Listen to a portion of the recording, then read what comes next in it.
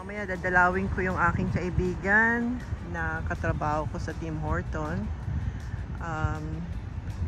Malapit siya sa Burger King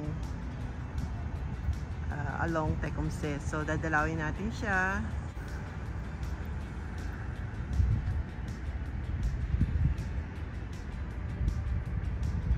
So kakain muna ako habang naghihintay ng 40 minutes.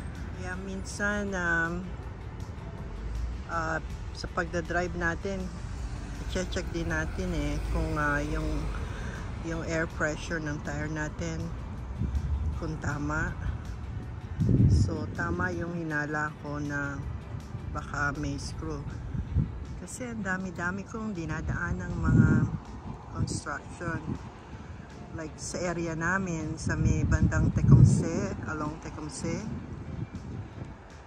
Merong mga construction din doon, at meron din sa Highway 3. So hindi ko alam kung saan nanggaling o saan ko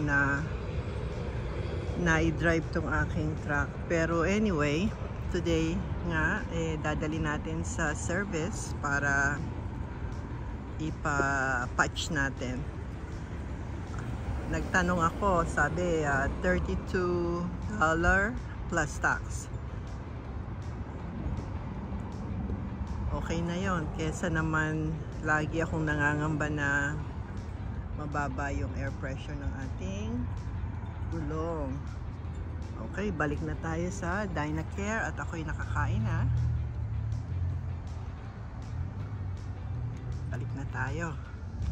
Yung mga napakaganda ng araw. It's a beautiful day. Malapit na ang ating soon. Ilang buwan na lang, lalamig na.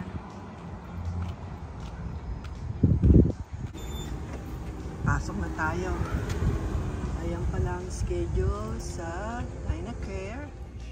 Dito tayo sa loob ngayon ng Dynacare. Ayan, malapit na yung pangalan ko. Kaya dalawa na lang. Ako na. Okay, mamaya na ulit.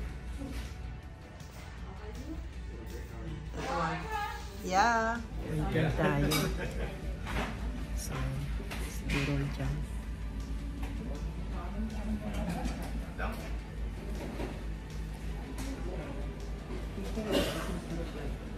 Can you grab this one?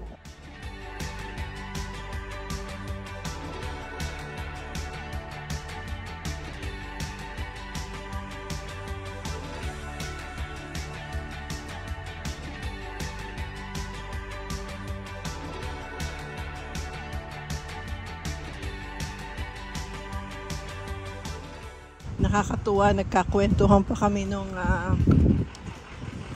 nurse na kumuha ng blood work ko. Chinese siya. Ewan ko lang kung na-video ko yung conversation namin.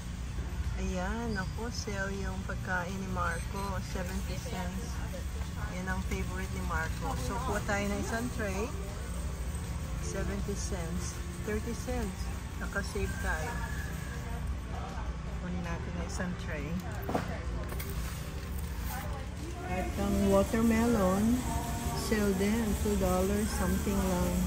So not too bad. It's good to buy some sales. Punta naman tayo sa International.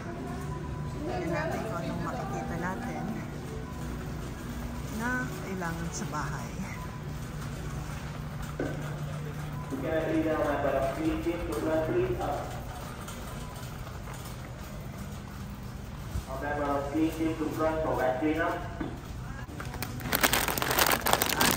malabo. Kuha rin tayo ng boy bawang. Hindi mawawala.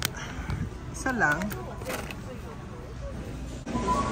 Inis ka na nung salesperson para hindi ko na siya buhatin.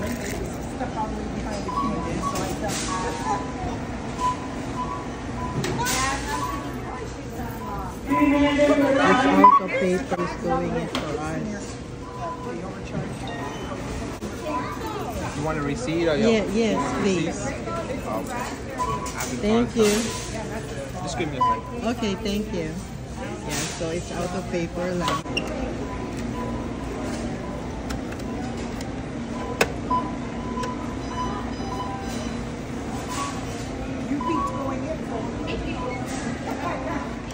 Ayan, na-print na rin. Okay, let's go now.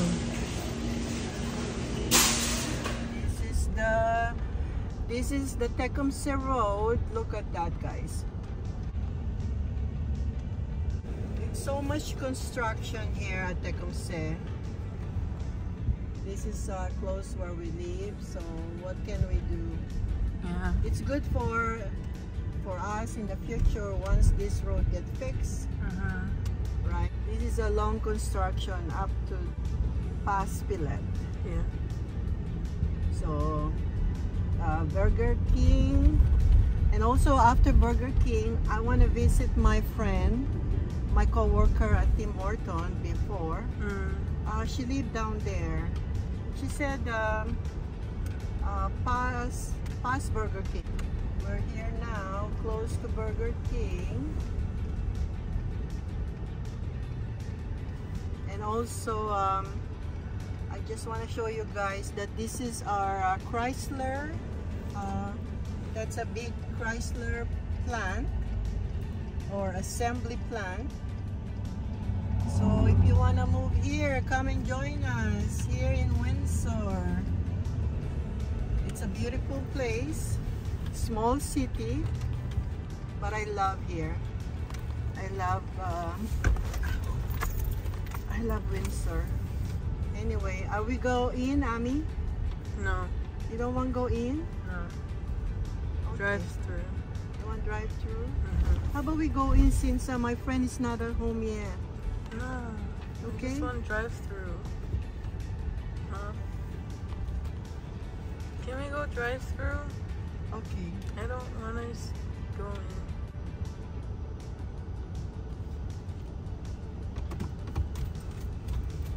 Okay, let's drive through.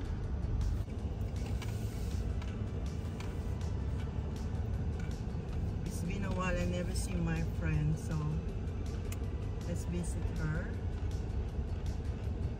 She's my co-worker at Tim Horton.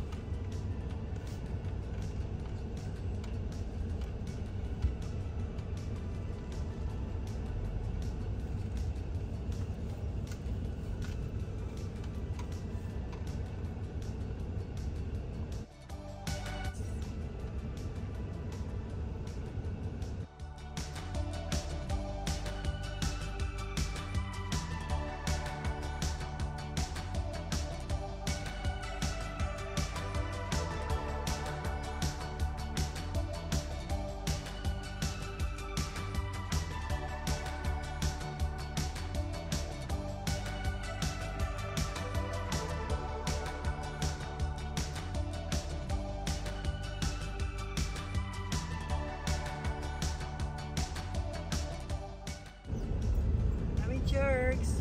Okay. This is our church's most precious blood. Did you sign of cross on me? Yeah.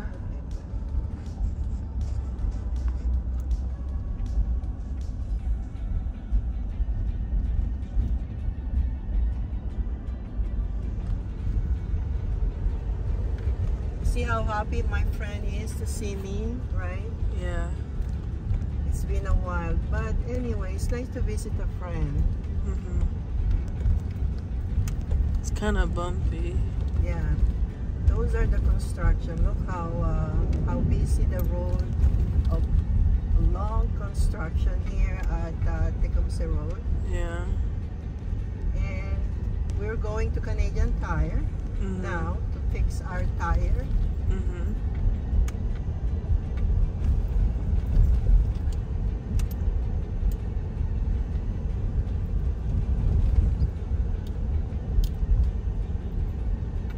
Hopefully this road will be done soon. Yeah. day to day, Ami. But at least once I bring my truck to fix, I feel good. yeah. Oh, see, until there, until Pilet, right? By the way, guys, we live closer here, but it's a nice thing to show you the road that once in a while every street in Windsor have construction ready to fix, or especially by Cabana, they widening it. Now it's done.